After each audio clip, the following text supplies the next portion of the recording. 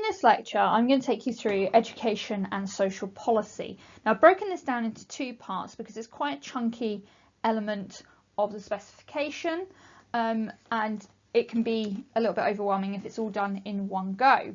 But what we're going to do is we're going to look at the main aims of education policy in the UK and see if the policies that were introduced that you researched before this lesson achieved those aims, or whether they were too broad or just generally didn't quite do what they set out to do. Maybe they aimed to do it, but the actual impact that they had didn't meet those aims. So your task, as always, is to use the video or the audio, whichever one you're listening to take your notes and use the notes grid in your ISB to support your note taking, to give you some structure to that note taking. Now, as I said, there are four aims to education and policy. You've got raising standards, marketisation of education, educational equality, and economic efficiency. Now, in the first part of this lecture, I'm going to deal with raising standards and marketisation. In the second part, I will be looking at educational equality and economic efficiency. Okay, so part one, raising standards in education and marketisation. Part two, educational equality and economic efficiency. So we'll start with raising standards. So what does that actually mean? So when we're looking at raising standards as a policy aim, it can be broken down into three parts. Now, but in general, what it is saying is it's about making education better. Ways of improving the education system to make it better. And the first way that we look at doing that is privatisation in education. Now, this isn't about making more private schools or turning state schools into private schools. What it's looking at is changing the internal process of the education system so that it mirrors a business more. So it's using the internal processes and trying to make them to be more like a private business. You've then also got privatisation of education, and again, this is not about making more private schools or turning state schools into private schools. It's about bringing private businesses into schools to support their daily running. So this could be the catering staff, it could be the estates or caretaking staff, it could be finance management, teacher training, external agencies to deliver part of the curriculum. All of these things would be considered privatisation of education, but within the state school. And then you've also got quality control. Policies to ensure that all schools are providing the best possible education to their pupils. So the DfE, the government, making sure that schools are doing what they're meant to be doing. They're doing their jobs. They're fulfilling their role. So what we're going to do now is we're going to look at the policies that have been introduced by the Conservatives with the purpose of raising standards in education. And some of those will link just to the general area of raising standards, of making education better, but others will link more towards one of those three elements, and we're going to look at what they are. So we're going to start with the Conservatives from 1979 to 1997. So this is Margaret Thatcher and John Major, and they introduced one of the biggest education policies in our history, and that's the Education Reform Act of 1988. And this had a huge impact on education system and introduced a number of policies and changes to what teachers were doing in the classroom. The first one they introduced that was really important was Ofsted. And Ofsted is the inspectorate of schools, of state schools. Private schools and independent schools, they have their own version of this, but Ofsted is a supposedly neutral agency that goes into schools to ensure that they are providing the best education possible. So you could say that this is a quality control policy, but it also could be considered privatisation of education, because it's moving the inspectorate away from schools and to an external body.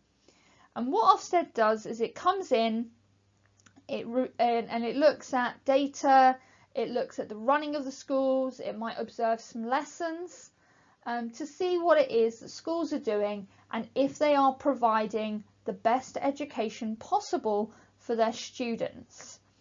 Now, whether or not they actually achieve that, there's a lot of people who would argue that perhaps Ofsted is no longer fit for purpose, is debatable.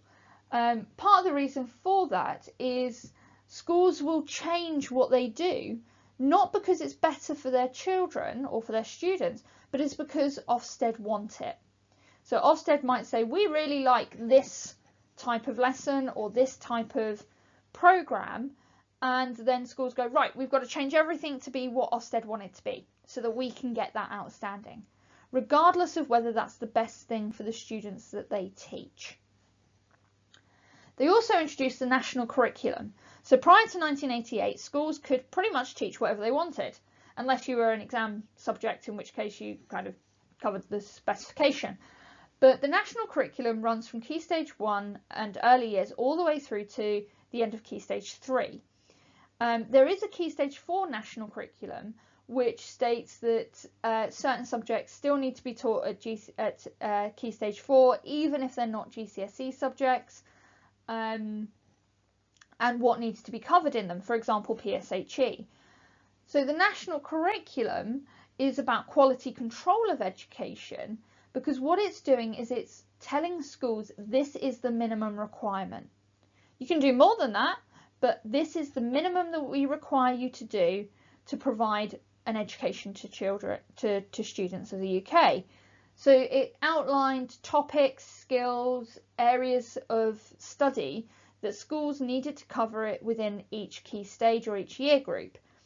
Now, the first iteration of the national curriculum was quite prescriptive. You studied this topic in this year, and this topic in this year, and this topic in this year. Since then, there have been multiple reforms and multiple changes to the education, to the national curriculum, and it's become more flexible, and it's become looser in terms of allowing schools the opportunity to shape their curriculum to meet the needs of their students, while still meeting the requirements of the national curriculum. So here we're really seeing that quality control of education by providing that minimum requirement. They also introduced national testing. Now, this is what you might remember as being called SATs, and they are end of key stage tests.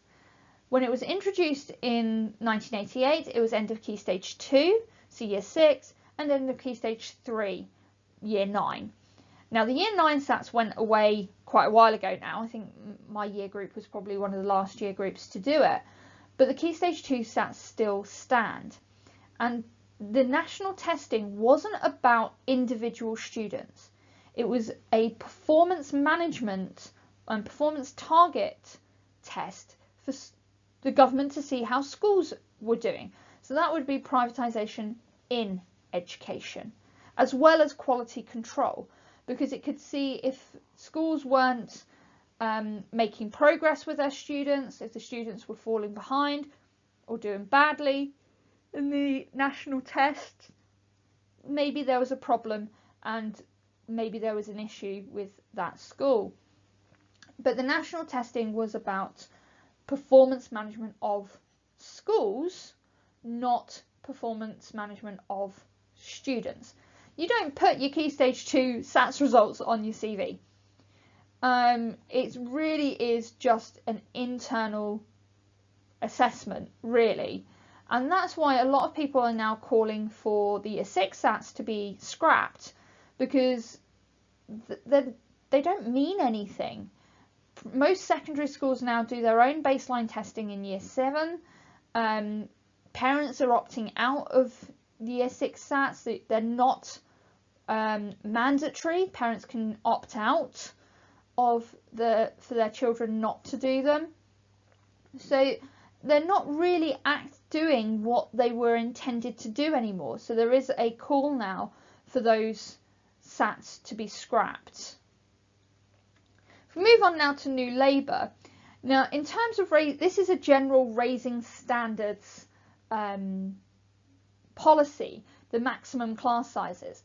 Now, unfortunately, maximum class sizes only applied to 5 to 7-year-olds, and the maximum class size was 25. Obviously, this has now gone out the window. I know many primary school teachers with classes of 30 or above. Obviously, we're in a class of over 30. There are subjects that do still have maximum class sizes for health and safety reasons, practical science, PE, technology. Those classes need to have smaller numbers because of health and safety. And that's not a educational reason, that is pure safety reasons. But New Labour introduced the maximum class sizes to increase the ratio, to decrease the ratio of students to teachers, so that there were less students per teacher. And this was so that the teacher could give more individualised learning, which would improve standards. Now, this policy has actually been scrapped now by the coalition government, the Conservative government, but the idea behind it was to raise standards by having smaller class sizes, similar to the sizes of classes you would see in a private or independent school. And that meant that there was more individualised learning, there was more individualised support, rather than students, and also to prevent students falling through the cracks, if you like. New Labour also introduced Building Schools for the Future, and this is a mixture of raising standards but also privatisation of education. Building Schools for the Future programme was a way to improve school facilities, to ensure that roofs didn't leak and heating systems worked, and to build new buildings that were far more suitable to modern education. And if you've got good buildings, you can focus on the learning, not necessarily on the fact that you're freezing or there's a leak or any of those other things that could be happening. And it's privatisation of education, because not only did schools have to bid to the DFE to get the funding, building companies had to bid to the DFE to get the contracts. Schools didn't find their own contractors. They were given a contractor by the Department for Education. So schools didn't actually receive the funding at all. They would create the plans and the proposal, put it into the DFE as part of the Building Schools for the Future programme. The DFE would either say yes or no. If they said yes, building firms and contractors would then bid for that contract through the Department for Education. Now, the Conservative government again has got rid of this programme. They said it was too expensive and unnecessary. And it's gone back to planning permissions and schools finding their own contractors.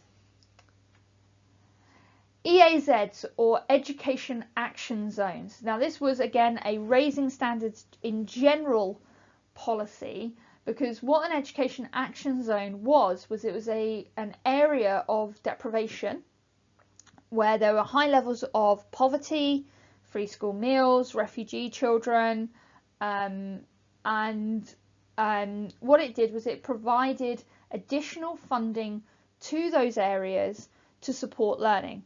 So it would be money for resources, or for more teachers, or more highly sought after teachers to convince them to, so they would pay these teachers more to go and work in these deprived schools.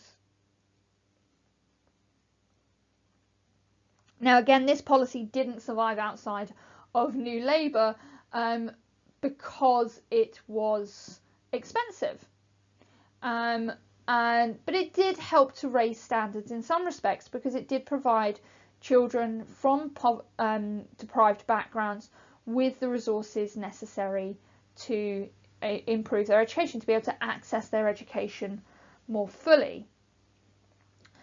New Labour also introduced what they called business-sponsored academies.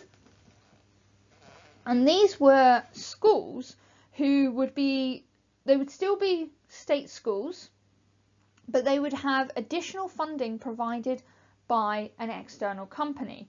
Now this again can be seen as privatisation of education, as well as raising standards in general, because more money, better resources, better education. Now this policy on the surface sounds great, and there are some really big companies such as Google and Apple who do sponsor schools and provide equipment and financing and resources for those schools. For example, in an Apple sponsored school, everything was done on iPads, and they would use the Apple operating system for all of their schools. They'd use Macs instead of PCs. Teachers would be provided with a Mac, which would then project onto the screen and things like that. And that's brilliant and that's great. And Google did similar things. However, when we start hitting a recession, and these businesses, we're not talking the multinationals now, but the other businesses that were sponsoring these schools were facing financial hardship, one of the first things they stopped doing was sponsoring the school. And that school would then lose that funding. They would still be funded by the DFE, but their funding would be cut by not having that additional income from the business. So it did work in some respects, but it wasn't necessarily a long-term plan. So if we move on then to the coalition government, they introduced pupil premium, and pupil premium is a process where you would, if you were from a deprived background, so if you were free school meals, if you were a forces child, or so your parents were in the armed forces, if you were a looked after child, so you're in foster care or going through adoption, or if you were previously a looked after child, then you would be considered pupil premium. And that would then provide additional funding for you to the school. So it wasn't a case of the student would get the money would all go to a central pot in the school, so the students who were identified as pupil premium could then, teachers could then ask for resources to be purchased for those children from that fund. So it could be revision guides, textbooks, things like that. So pupil premium was about raising educational standards in general, but in particular for students who were from deprived backgrounds. And that's still available today. They also introduced the English Baccalaureate, and this was one of Michael Gove's flagship policies.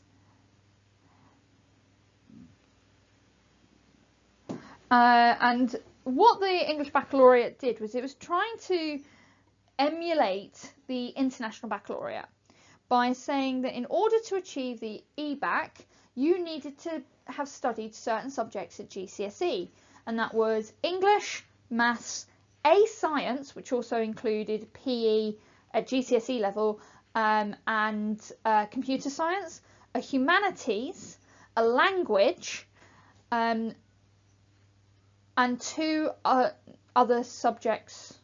Hang on. Yeah, and then 3 other subjects at GCSE. So it was an 8-subject baccalaureate. And the idea was to not necessarily narrow the curriculum, although that's what it did. It was to give the idea was to give a broader curriculum, to make sure that students took a broad number of subjects at GCSE level. But you'll notice that on that list you didn't have any of the arts subjects, no music, no drama, no art, so no technology subjects, unless you count computer science. So instead of broadening it, making sure students had a broader number of subjects at GCSE, it actually narrowed it down. And obviously a lot of schools also do English, both Lit and Lang, so that would take up two subjects on the baccalaureate. It also introduced the changing of grading from A to G to 1 to 9, which confused a lot of people at the time. It was like, okay, what does that mean? Especially the grade 9, because a grade 9 was determined by the top 10% of the country, or of all the students that took that subject at GCSE and in that exam board. So to get a level 9, you had to be in the top 10% of the country. And of course, as schools, we couldn't then target people, or we shouldn't be targeting people 9s, because we don't know what the rest of the country are doing. So the EBAC was about raising standards and quality control, because it was trying to make sure that students didn't narrow too much at GCSE level. Going along with that, Michael Gove reformed the examination structure. So prior to the under New Labour, you had modular exams. So you would do some of your GCSE modules at the end of year 10 and the rest at the end of year 11. And you can resit them if you didn't do very well. And the same for A level, you would do a January exam. In year 12, you do a January and a June exam, and the same again in year 13. And it was cumulative, so those grades would combine together to create your final grade. Now, it then changed to AS-A2 at A level. So you did end of year 12 exams, which were 50% of your grade, and then your A level exams at the end of year 13, and to make up the other 50% of your grade.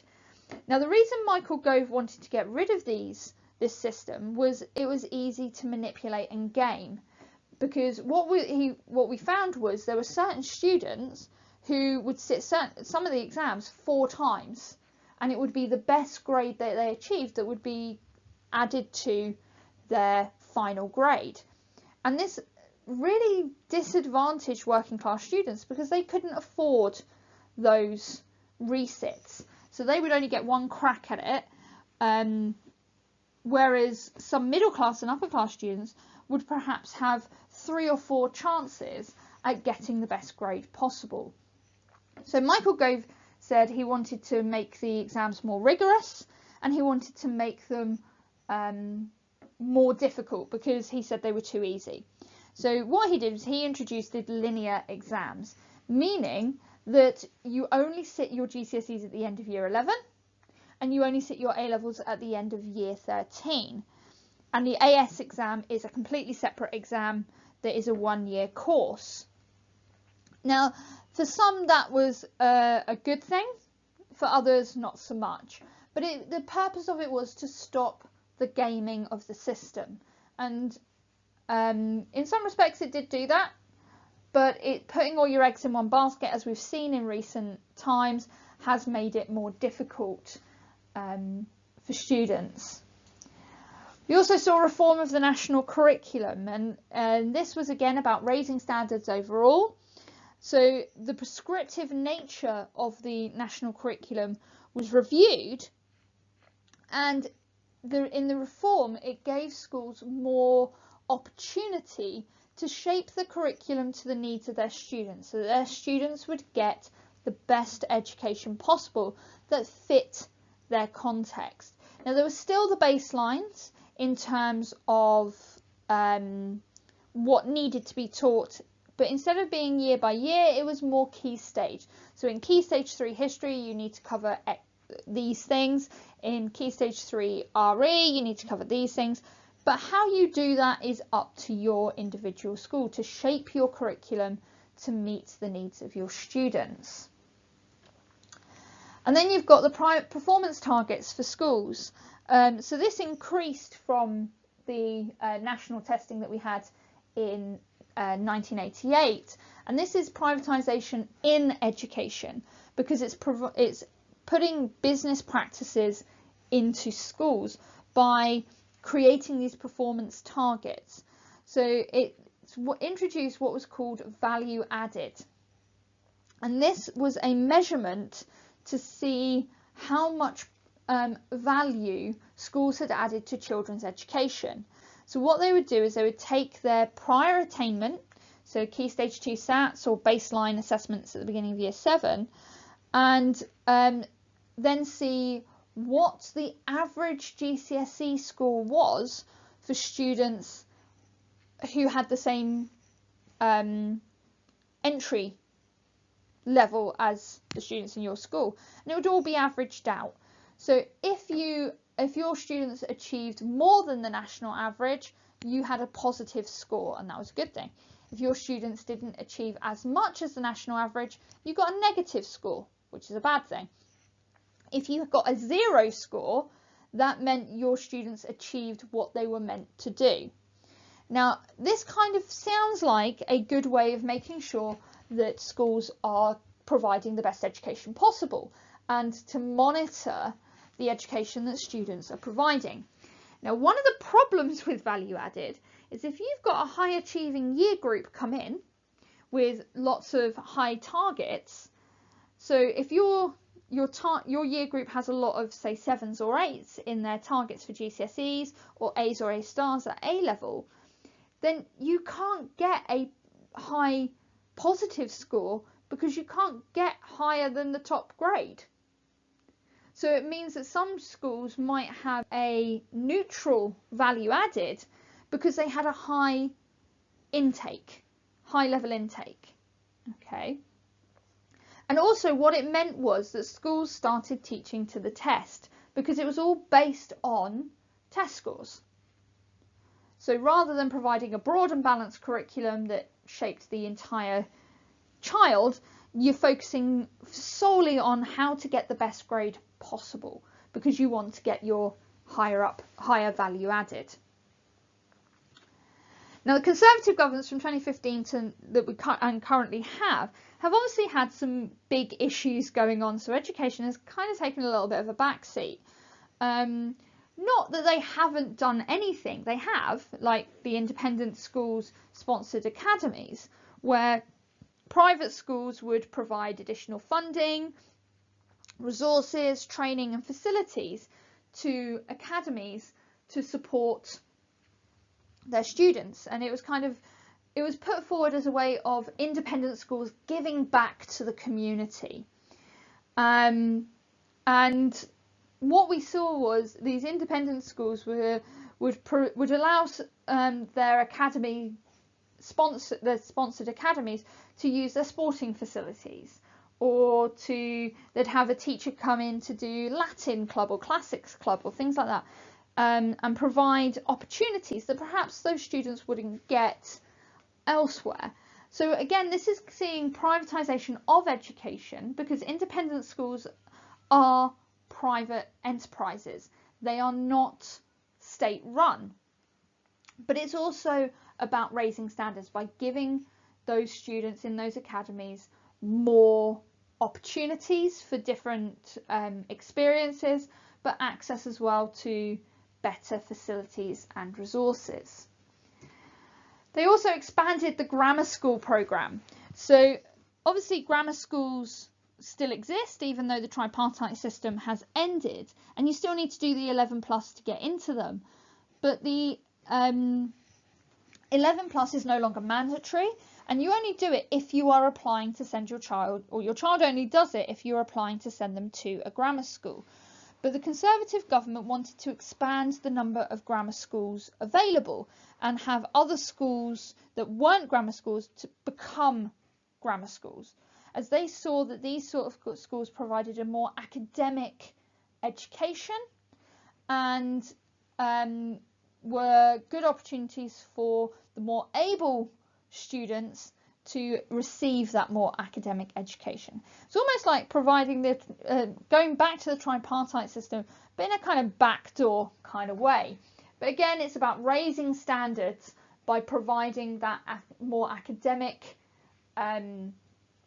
education for the more able students. And they have also reformed Ofsted. So instead of Ofsted looking at your data and kind of going, well, you've got high value added, you've got good GCSE scores, you've got low exclusions, you must be a good school, fantastic, off you go. What they wanted was Ofsted to focus more on curriculum, and they introduced the 3 I's: intent, implementation and impact.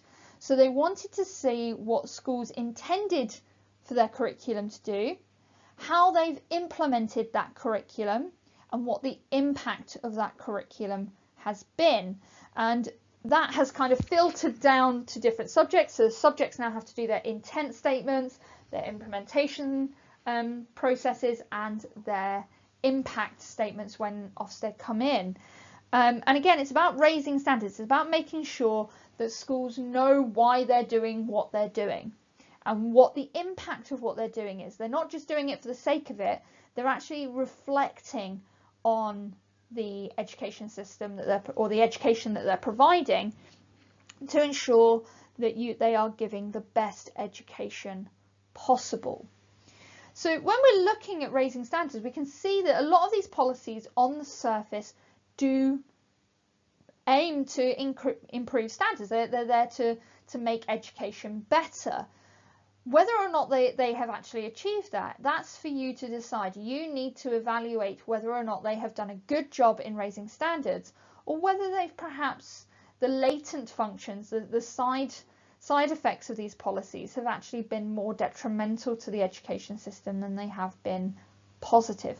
But that's up to you to decide. The next policy aim we're going to look at is marketisation policies. And again, this can be broken down into 3 parts, but essentially marketisation is about creating a marketplace for education. So it's about creating a sense of competition within schools or between schools. But what the purposes of the policies were to create more independence for schools, to give schools more choice over how they operate and what they offer the students that attend their school. And competition between schools for students. And this is linked to the raising standards to a certain degree, because if schools have to compete for the students that attend, then they need to raise their standards. They need to provide the best education possible if they want to get the students into their school. So it was kind of creating that competition to raise standards. And finally, they wanted to create more parental choice. So give parents more choice over the type of school they send their child to, but also the type of education their child receives. So let's look at the different government policies that have kind of brought in these marketisation aims to the education system. Now, this was a big thing for the Conservatives between 79 and 97, and has a very much strong link to the New Right and New Right theories of education, in that they believe that education requires more competition if we're going to raise standards. And one of the first things that the Conservatives introduced was league tables. And you've probably heard about league tables and have seen them around. It's a way of ranking schools. And it can be based on Ofsted rankings, it can be based on GCSE scores, A-level scores, but and it can be done locally, it can be done nationally, it's done internationally as well with the PISA rankings. But what we're seeing is that this introduction of league tables creates greater competition between schools, because they want to be at the top of the league table. They want to be high up in the league table. We're the best school in the area. And the reason they want to be at the top is they want to attract students. And that creates the parentocracy, the parental choice. Because what it does is these league tables are published in national newspapers. They're available on the DFE website, the local authority website, so that parents can see what the best schools in the area are for their children. and then apply to send those children to those schools. And that links into the next policy they brought in, which was the funding formula. And this is how they work out school budgets. So every school gets a certain amount of money per student per year, and it's always done in arrears. So the budget we have for this year, for academic year 2021, is actually based on the number of students we had in academic year 2019-2020. And that's because it's around October, November time when the school completes its census. So that's a document that tells the DfE how many students are enrolled in the school, and information about those students, whether they're pupil premium, whether they're looked after or previously looked after children, whether they're SEND. All of those things are put onto the census. The government, the DfE, then use an algorithm, which we know works so well, to work out how much money that school will receive, and it's usually around May, June time when that money is actually received, which is why, because that's the end of the school year, our budgets run in arrears. Okay, but schools have to compete for students, because if they don't have a lot of students, they're not going to get a lot of funding. So they need to be able to attract students to the school, because bums on seats mean money in the bank, and that means we can buy resources and get teachers and things like that. So the funding formula was a way to create competition between schools for students. You then got open enrollment, and this one really focuses in on parentocracy, which is another way of saying parental choice. So prior to 1988, because this was part of the Education Reform Act, you just sent your child to the local school. Whatever school was in your catchment area, that was the school that you sent your child to. Now, open enrollment meant that you could actually apply to send your child to any school you liked, as long as you could get them there. So even if they were in another county, or if they were in another borough in London, for example, or outside of your catchment area, you could apply to send your child there. And then if that school is undersubscribed, i.e. it has space, your child can go there. If it's an oversubscribed school, then there is a process to determine whether or not your child would get a space. And the process goes like this. So all the applications go into the local authority, because it is the local authority that determines where the schools go. It's not individual schools. They don't go through the application process, go, yeah, we want that one, yeah, no, we don't want that one. It is done at a local authority level. And what they do is they first of all identify the students who are looked after children. So these are children who are in foster care or adoption or children's homes, things like that. And they get their first choice of school. So they will go to their first choice school. Whatever spaces you then have left, which is usually quite a lot by this point, it goes to special educational needs and pupil premium students. So it's then worked out where these students want to go, and they are distributed to the schools that they want to go to. Next, it then starts getting a little bit complicated, because the next level is siblings. So if you already have a child at the school, in some local authorities, usually more rural ones where there's less schools in the same area, they have the sibling rule, which means that if you have another child at that school already, then your younger children can also go to that school. However, in areas where there are a lot of schools within a small area, particularly bigger cities, London, Birmingham, places like that, they may not have the sibling rule. They may say, no, we're not, it doesn't matter whether you've got a child in one school or another, they're close enough, you can get them to the different schools. So areas like Norfolk still employ the sibling rule. After the sibling rule, it then goes to catchment area. And what they do is they work out how many spaces you then have left, and using another algorithm, they work out what your catchment area is. So they work out a radius of children within that radius will go to your school, if they, depending on how much space you have. Now, that can be quite a small catchment area, but it has levels. So if you still got spaces after the initial catchment area, it then goes to the next level and the next level and the next level. So to give you an example, a couple of years ago, the Wyndham College catchment area was 1/3 of a mile. Now, there are no houses within 1/3 of a mile radius of the college. And it's done from the main reception point. So at this point, the main reception was where the metal stairs are, so quite central to campus. And there are no houses within 1/3 of the mile of that. So it then went to the next level, and there were still no houses. So the next level and the next level, until all the spaces are filled. Now, the idea behind open enrollment was that parents would have more choice about where they sent their children to school. However, because of open enrollment, there has become a kind of covert selection process, as suggested by Tough and Brooks.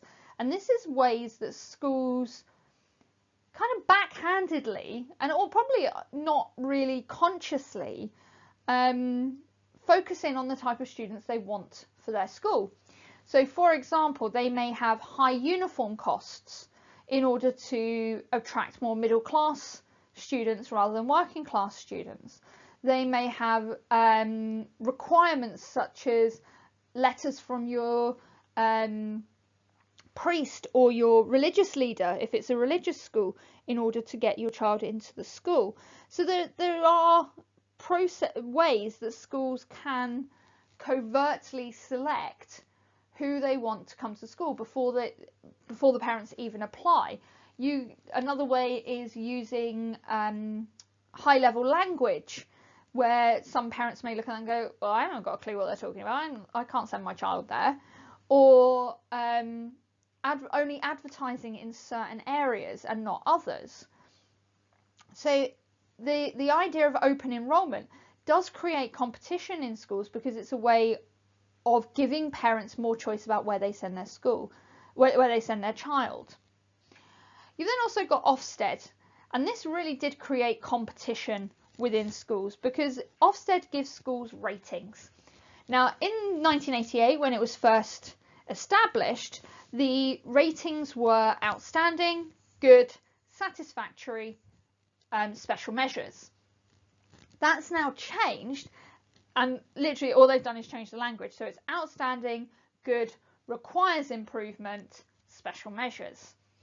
And what schools would do is they would want to have that outstanding label, because then they can put it on banners all over the school and kind of go all over the place and kind of go, we're an outstanding school, send your child here. Yeah.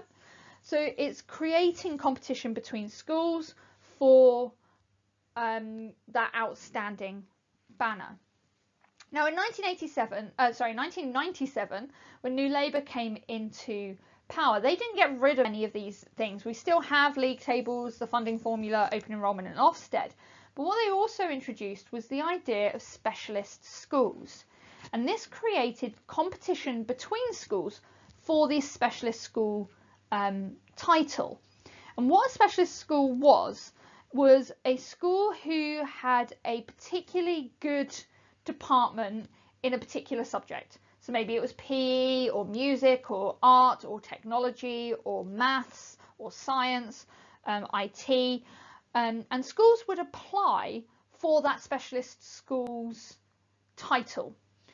But you couldn't have two schools in a certain geographical area with the same specialist school label or title. So, for example, Wyndham College gets the languages specialist school title.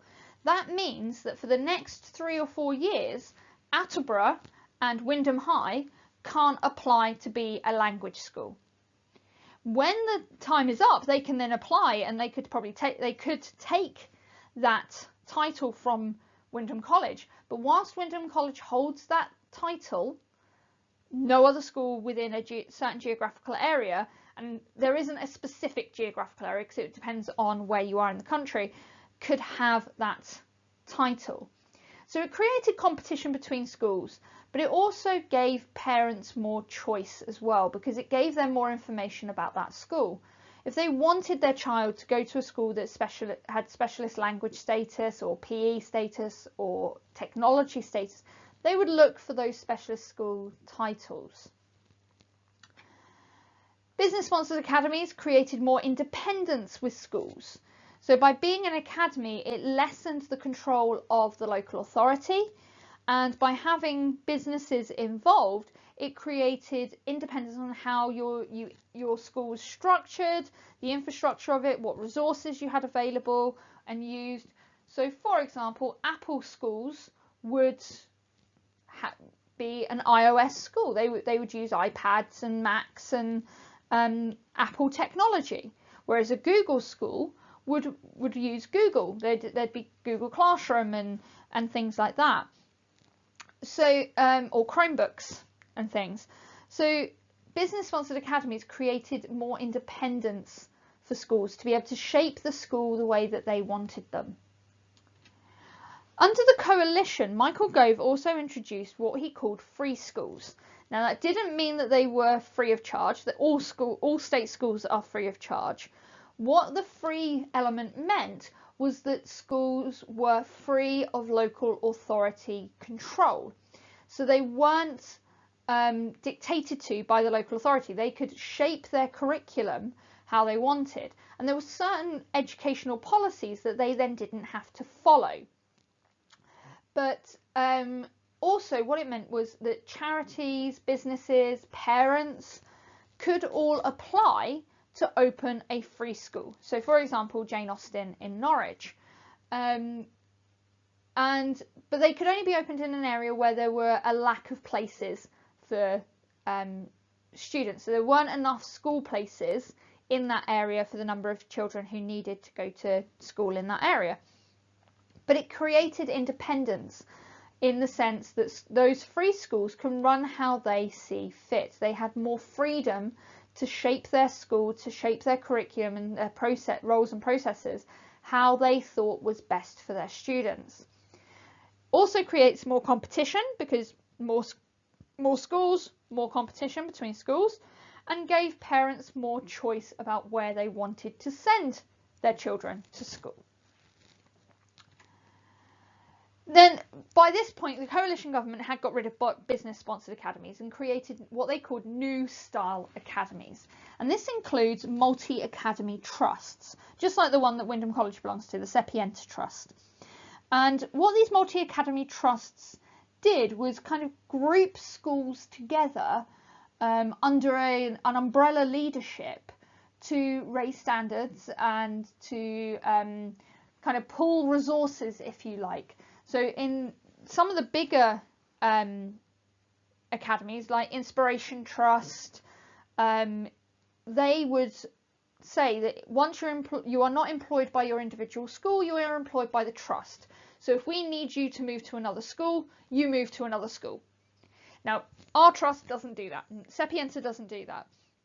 But it gave those schools more independence within the schools within the trust, more independence about how they ran their schools, their policies, their ideas, their curriculum.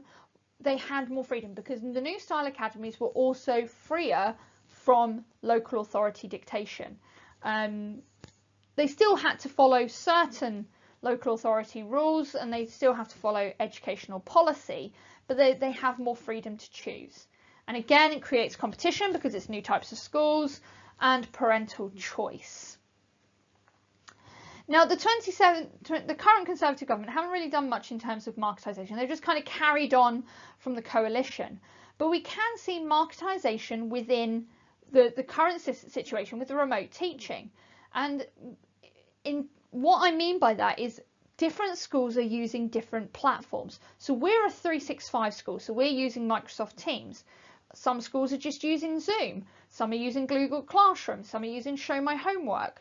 So the remote teaching, the way the government has promoted remote teaching, gives schools much more independence about how they are approaching their remote learning, and also freedom on how they do it. So in some schools it's 100% live, every lesson live, all the time, every single lesson. Some schools have gone for a more blended approach, where it's partly live, partly video. Others have gone for a completely non-screen way of doing things.